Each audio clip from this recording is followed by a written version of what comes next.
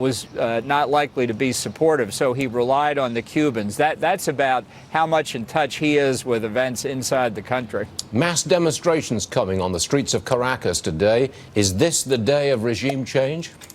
Well, you know, these demonstrations were planned long before the events of yesterday. They're going to be not just in Caracas, they're going to be all around the country. We did see yesterday in Maracaibo, the second largest city, and other cities, the police, the National Guard didn't interfere with the demonstrators.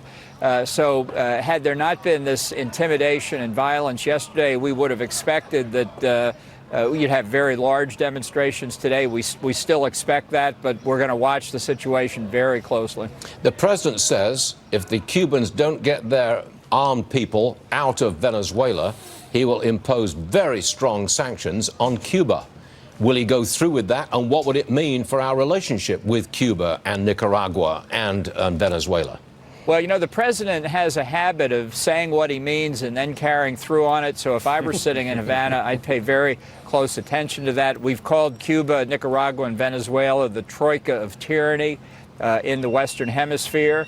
We're very concerned about it because of the implications for the free countries in the hemisphere. And it's one important reason I think people should understand. This is not just the United States concerned with what's happening in Venezuela. All over the hemisphere, democratic governments support Juan Guaido and the opposition. Can you give us any hint, sir, about what we might be saying inside Venezuela to the generals and to Maduro?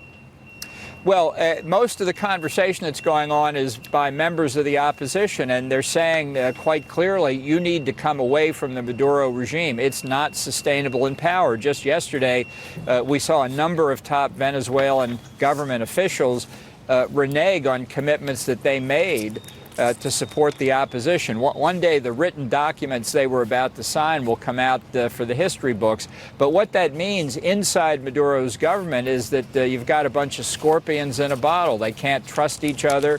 Maduro looks at his generals. He doesn't know if they're planning to go over the opposition or not.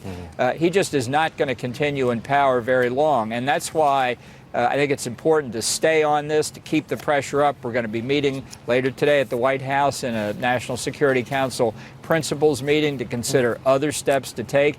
I think that's important to do, and we'll see what happens next. I'm sure you saw it, sir, but there's a headline in yesterday.